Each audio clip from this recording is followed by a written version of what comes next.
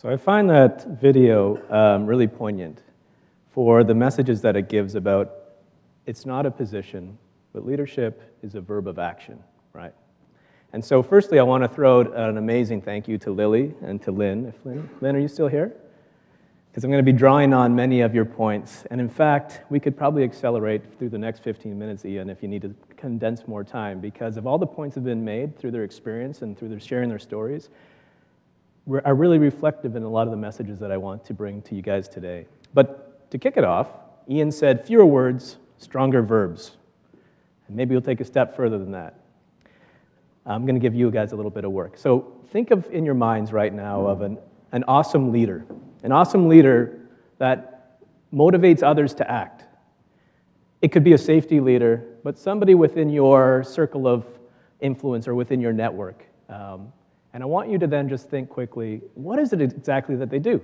What are their specific actions that they do for you to say and think to yourself, that person is a fantastic, awesome leader? Reflect on that for about 30 seconds, and I want you to just share with your table. All right, so that's me off the stage and you on the stage. What are the specific actions that make awesome leaders of that person in your mind?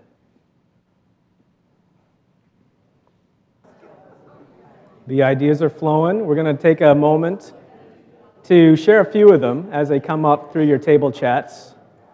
Our friend Matt Monroe with the microphone will rove around a bit. And let's just get a little sense of some of those specific activities and start some of the sharing. And then we'll bring it back.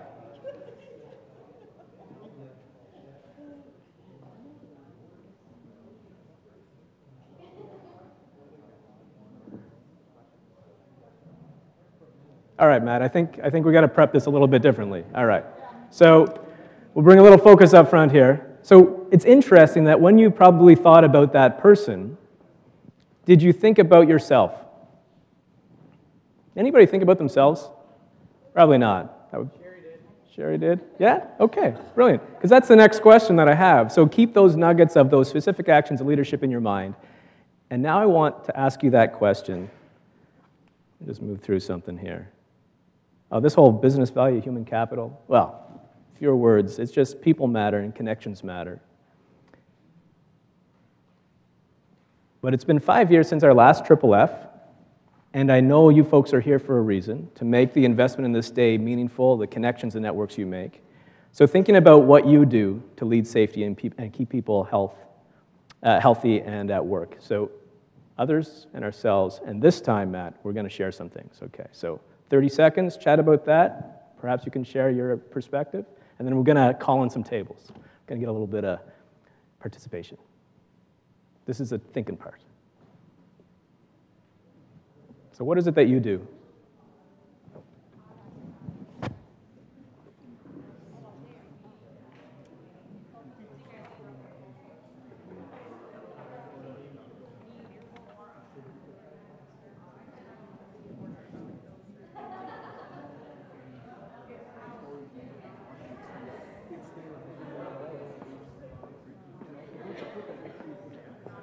So we're just going to basically do a clock. Just go to each table. Yeah, I was going to start here. Just zip around maybe 1 minute. Put them on the spot, and then everyone will like, oh shit, we need someone else to say. They will. Just say, hey, we just get someone to represent your table. And, yeah, right? Cool. They just need structure of it, right? Absolutely.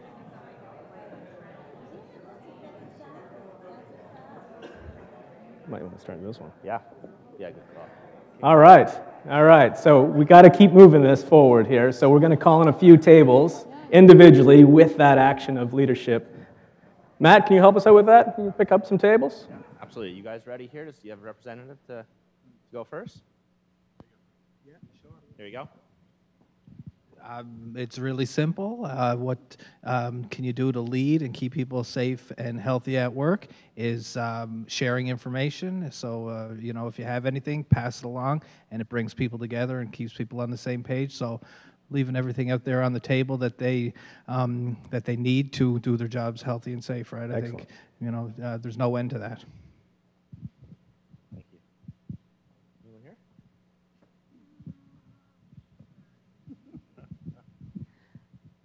I think just by helping people making an event, so sometimes people might get injured at work and the focus or the importance isn't always there. So making it an event, even though it's a first aid or a near miss or whatever, having people more aware of it, and then putting the focus on prevention for the next time, making it an event, talking about it, how could we prevent it, and all along those lines. And everybody has a different perspective of what safety is, so having everybody on the same page also helps. Cool. Thanks.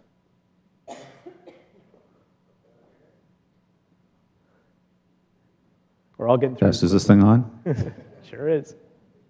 We collaborate it, and we come up with recognize when an issue is brought forth and acknowledge it, so we can start working to resolve any potential safety hazards. Right on.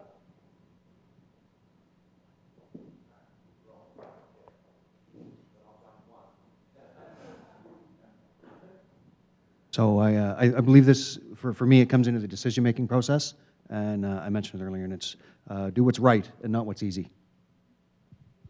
Thank you. All right, gang. Anyone here?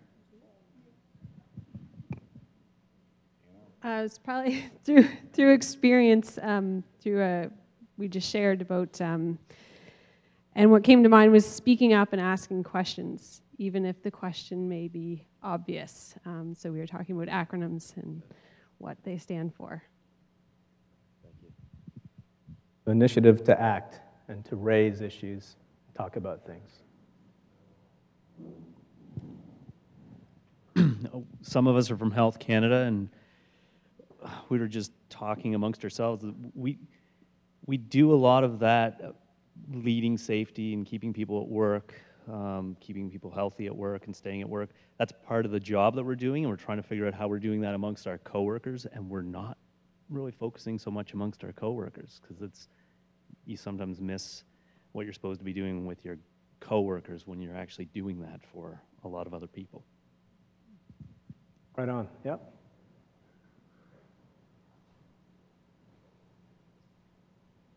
Some organizations they like to do for example a blitz for slip, trips, and falls, and then after a few weeks they forget about it. I think what's important is to do the small actions every day instead of waiting. I'll give you an example. You walk to the office and there's too much snow in front of the main entrance. There's a shovel and there's the salt. But you wait till someone else that's supposed to do it, right? Instead, pick up the shovel and show people that you care about their entrance and the entrance to be safe for all of them, right? For all the people. So it's the small actions every day that count, not the big ones. All right, guys. A few more. We'll get a few more out, and this is good.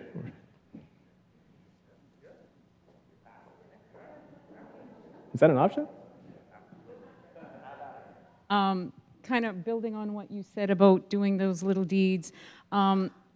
When you take it a step further, in Halifax, we have a wellness committee within 3 offices, so Halifax, Dartmouth, and another center. And before I even got there, they had a wellness, it's called the Spirit Award. So every month, somebody's designated with the Spirit Award, and it's a mirror ball trophy that you have like Dancing with the Stars. It's a physical trophy. They've made it and all that. And it's recognizing people who do exactly what you just said, who was there doing something that was going to either lead to the health and wellness of the staff. One particular situation was we had a bad winter, and somebody went outside and took all the snow off the cars and stuff in anticipation of people, not having to do that before they left for the day on their rides, here and there. So it's a way to recognize, and people, me as the area director, what I try to do is always recognize it. Once it comes out, like it's not driven by me, it's driven by them and their coworkers, but I always send the acknowledgement, or even attending everything that comes out in the office that's about wellness. I always participate. I always go to show that senior management has to be invested in it, and like you say, walk the walk. You make sure it's a priority, because if you don't prioritize it from the top, they won't see it as important either. Brilliant. Cool, thank you. It's interesting. I worked with a fellow that you might know. His name is Kevin Kellaway. He's at St. Mary's. It's in the School of Management there. And we put together, as part of a MBA project way back when in 2014, a model of leadership. And so basically we took all those points that you just mentioned. They line up with what everybody believes, and that actually within the research and within practice, these are the actions of leaders. Asking that question, what are the actions of leaders that motivate someone else to act that has a direct result and impact on making things better? From a transformational safety leadership perspective, and also from a safety transformational leadership perspective. It's the same kind of stuff. So we took those themes of all those elements we talked about, many of the ones you talked about here of sharing information, talking about it, recognizing it, keeping it a focus, engaging others, keeping it moving, sharing information. And it's almost like Lily and I collaborated on this, I'll tell you. Because what we came up with was, of course, an acronym. It's not 13 points, it's only 5. But we need to expand it to sustainability. But as we walk through this, what great leaders do is they speak about what's important. They talk about safety. They ask about safety. They talk the talk. Okay, that's only one element, though, and we all know that, because without the next one, it's kind of false. So the next one is act. They are visible. I heard that a couple of in the comments. They walk the walk, right? They make it visible. Senior leadership has a visible role. We all do. Leadership is not a position, right? It's an action, it's a verb.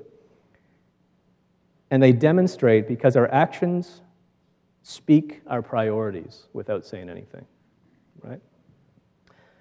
We can act, but if we don't also make it some type of focus, embedded into a strategy, but we heard from Lynn, it has to be more than a strategy. A strategy is good with a monitoring evaluation plan. Are we actually making a difference here? Are things getting better? Are we influencing the climate within our organization? But a focus or a strategy without real engagement is useless. And the engagement part, we heard about that, right? If people matter, connections matter, right? Without the engagement, the true engagement of listening, dialogue, input, full participation, and just knowing that no one has the market cornered on good ideas. I really like that. And since it all includes everyone, missing voices will make it less impactful. And then recognizing the positive contributions people make to making things better. And not necessarily a fancy award. It's not a reward. It's recognizing the actions that people are taking. And the one I heard that came out this morning that really it was really poignant was the peer recognition. The peer-to-peer makes it that much more meaningful and real. So as we put these things together, we'll come back. And if you're interested in a little bit more, because we broke it down by senior management, by supervisory management roles, and by frontline staff, we broke it down to say what are those actions that lead to better outcomes. And it's interesting because we talk about leadership, but Kevin Kellaway, this fella, he has a great saying: if they ain't following, you ain't leading. Right? What are you doing if they ain't following? I don't know, something else. Maybe I'll ask the team about that later. Right? So leadership is kind of confirmed in hindsight. Right? But so what are those actions? Has an impact on the climate of that organization, and it's the climate of that organization that actually allows people to act differently to the better, and then it grows from there. We know it has positive impacts, and this is from the research that we looked at. These elements of safety leadership had direct and positive impacts within the studies on employee performance, right? That makes sense. Motivation and commitment, productivity and effectiveness, job satisfaction, innovation and creativity. We're not even talking about safety. That's the best part, right? But also on the organization's performance as well, and the climate of that group, from safety attitudes and safety perceptions and into some of the things that we do measure in terms of those lagging indicators of safety metrics and compliance and reduction of work-related events that cause harm. It's not just us that is looking at this, of course, but there's a business value here that others look at, perhaps, Lily, some of the accountants that you spoke of, maybe. So when there's various surveys, and one of them reported that the senior financial decision makers noted a $4.41 return for every dollar spent on safety improvement. Or maybe it's engagement. And maybe connected to that, as of those, 40% said productivity was actually the greatest benefit of an effective safety program. Our CEO says, hey, if you want an engagement strategy, health and safety is a really powerful engagement strategy. Now, investors, big investors that look at what organizations they want to put their funds into for a return, quoted this, that had they looked at the health and safety metrics of an organization, not just the return on investment and the ratios, financial ratios, but had they looked at the health and safety measures, they would have actually beat their benchmarks by about 4%. Because if you think about it, it's health and safety and wellness and how people connect in the workplace is, of course, a direct correlation to how it all works together. And here's another one that's kind of connected. Organizations recognized for their excellence within their safety programs, if you put all those companies in a basket, right, like an exchange-traded fund, they would beat the S&P market index every time. Some of these things we know, right? So the cost of a minor incident is 16 times higher than the cost related to prevent it. That feels fairly intuitive. And for serious injuries, you think of the consequence, the human and economic toll of an injury, it can be up to 50 times the cost versus the cost to prevent. Now, the person is at the center of this. I came to the epiphany there, just listening to the morning's conversations, that my world is workers' compensation. But if the injury has already happened, especially within the psychological, mental health space, then it's already, we've lost so much. It came to kind of a critical breakdown that organizations are bringing such a different focus to today that we hear about through these types of forums and the work that you're doing here. So if we think about working to well, and this is a campaign that the Workers' Compensation Board of Nova Scotia is actively connected to with our provincial neighbors in Atlantic Canada, I encourage you to check this out, because when we think about this, the individuals at the center, what's not on here, but that is within the campaign, is the impact of peers and coworkers, right? How profound that is. That was the other takeaway for me this morning, of the massive impact that peers have, both to the positive and as well as to the negative, right? So how they play an important role in getting an individual to reconnect into the workplace. Of course, the employer, you're all here, right? But not just as an employer, but as colleagues and people. And of course, the Workers' Compensation Board. I'm just going to ask, because you're going to have some questions. So all the folks at WCB, this is the part that people are looking at me, shaking their heads. I'm just asking you to stand to be recognized a little bit. So if people have questions about who to connect with in terms of a claim or that type of thing, or who's managing this, or where are we with the return to work plan, I'm just going to ask all those people that manage workers' compensation claims from WCB to stand up. All right, so if you're looking for people to connect with to say, hey, let's have a chat. Thanks, you know who they are. And we're really open to trying to make things better, no problem. All right, I said I'd do that, but this is a mission. We talked about some of the questions.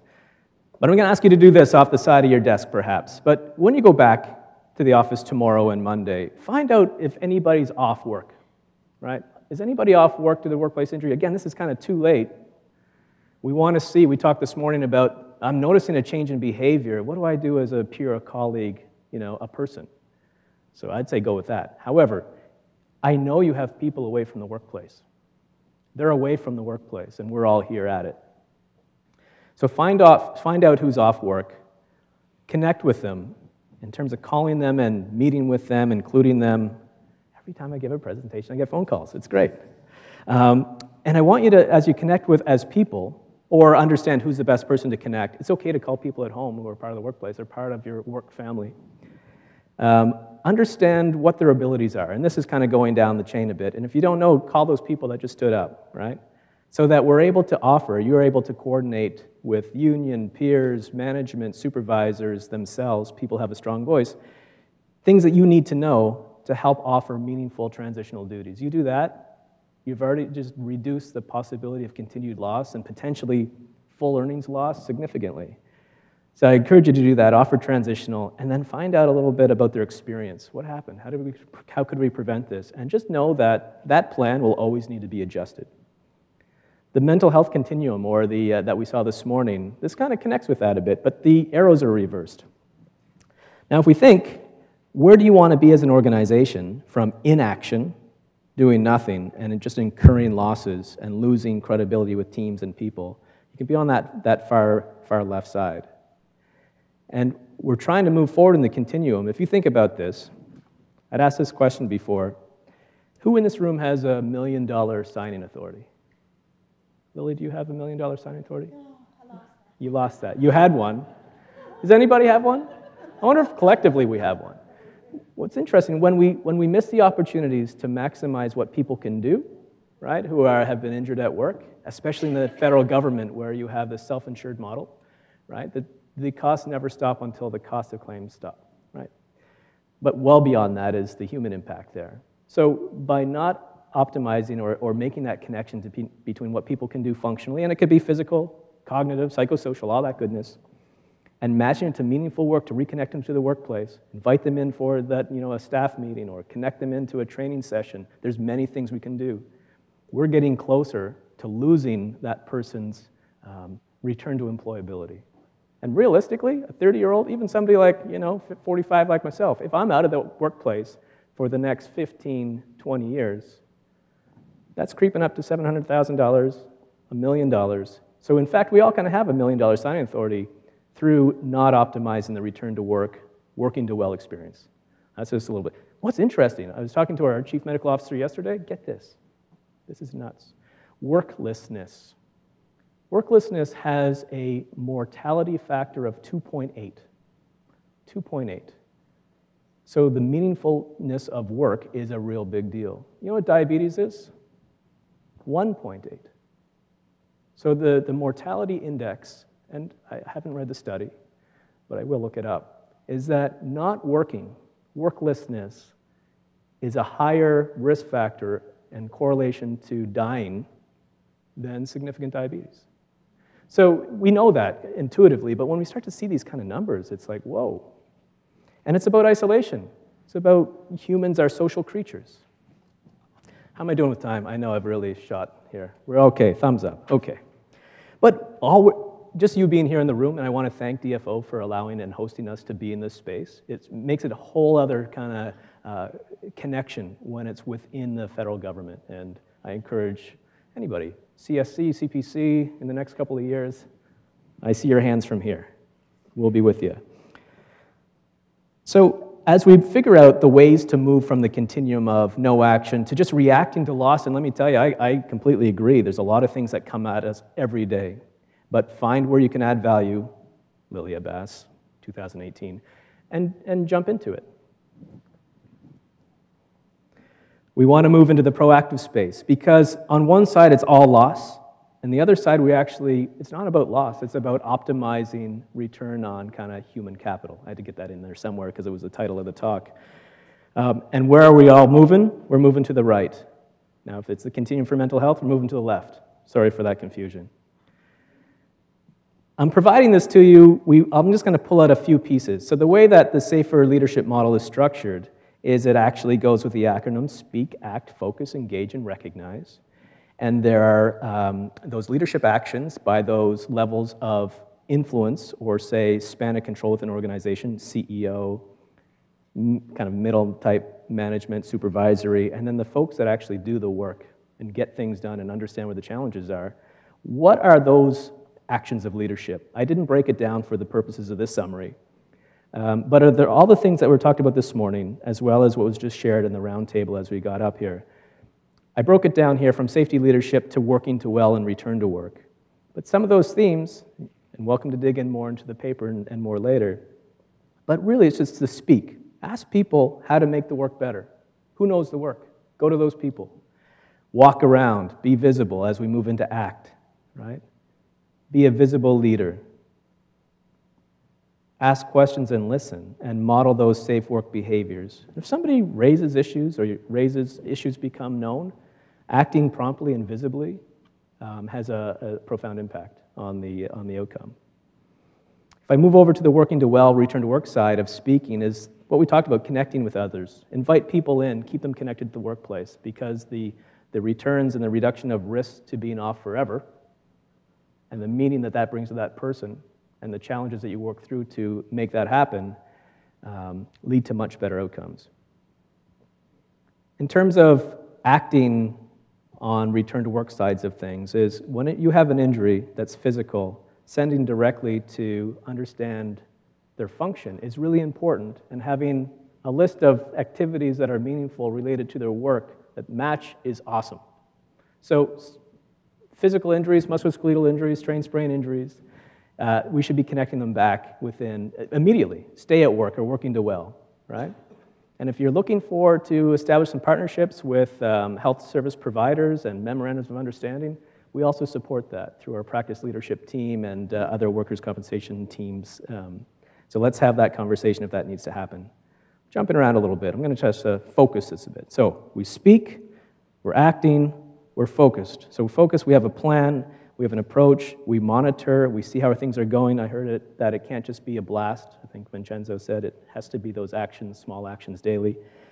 But you're working towards some type of plan.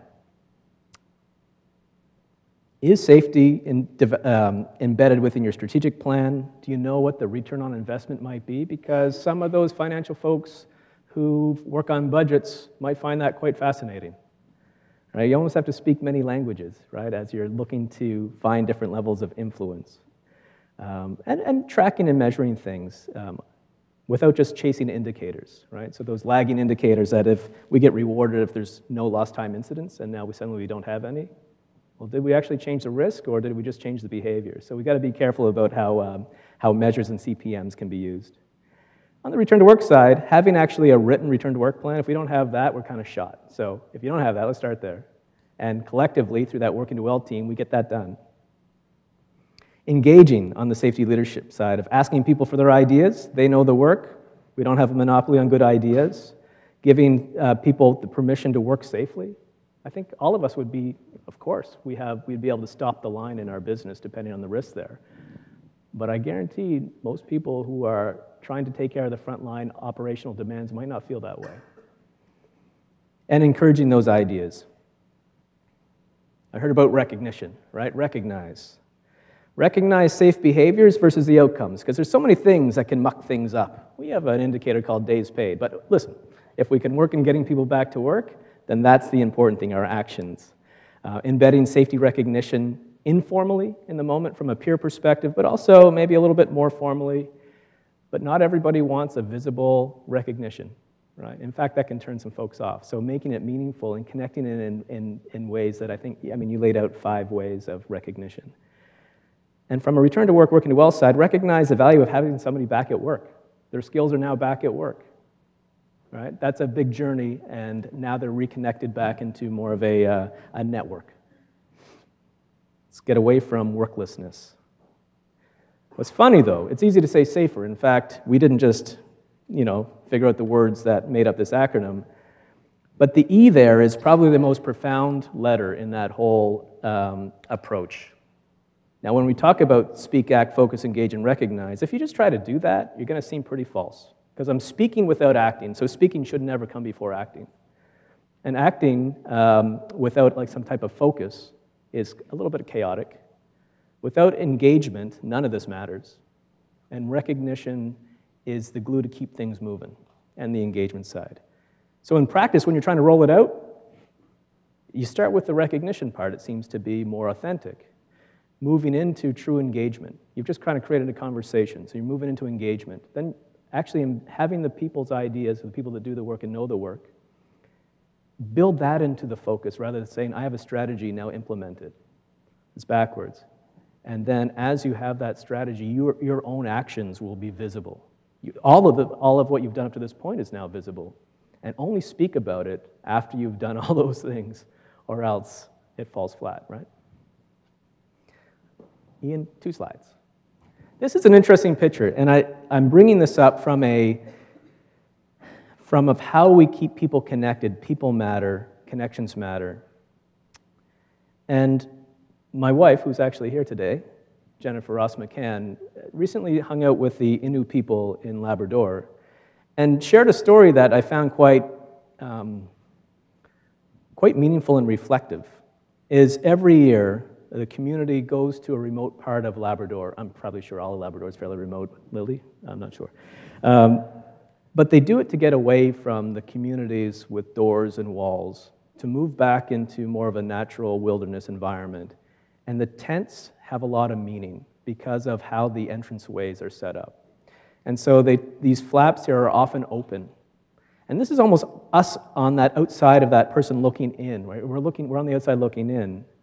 But the community opens up the flaps, and that's their indication that they're ready to talk about this and engage and connect with the community in meaningful ways.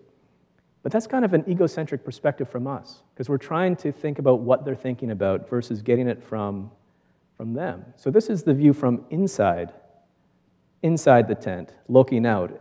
And although I haven't gotten this metaphor great, there's something to be said for it's about connection. Humans are social beings. We need to connect to move forward. And without that, we have great loss across organizations. So, not just from this session, all sessions, all the things you come with, I'll leave you with this question. What will you do next week? This is rhetorical, so Matt, you can step down with the microphone. Thanks, folks. Cheers. Questions? I forgot the engage part. Questions? See, I forgot the E. I forgot the E. Any questions that we can address now? Anything?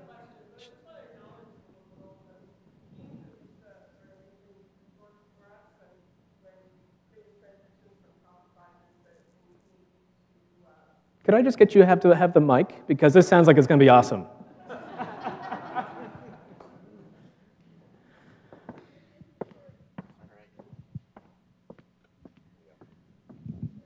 When things transitioned with the comp advisors and those responsibilities sort of came back into the managers and to the units to take care of all the administration around WCB claims, we were lost, and we really relied on people like Jenny and other resources at WCB to help us move forward and figure that out. They're such an engaged team. Ian's calling me almost every week, and it's not a bad thing. So we really do just appreciate the support that they do give us and how they help us navigate this environment. Thanks. You have a great team. Anything else? Any other questions, comments?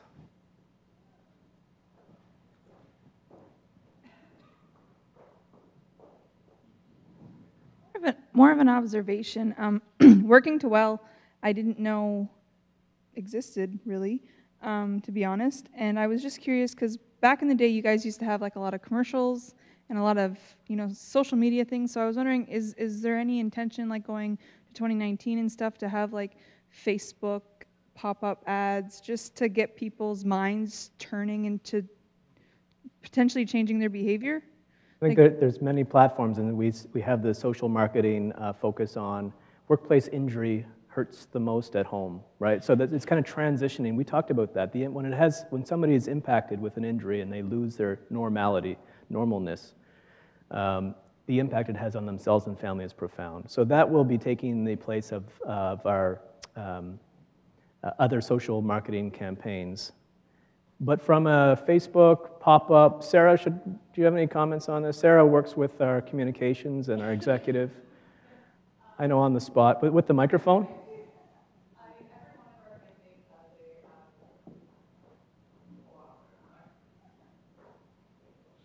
Every one of our campaigns has some sort of social focus, and as Daniel mentioned, we have a new one that's it launched actually at the beginning of October.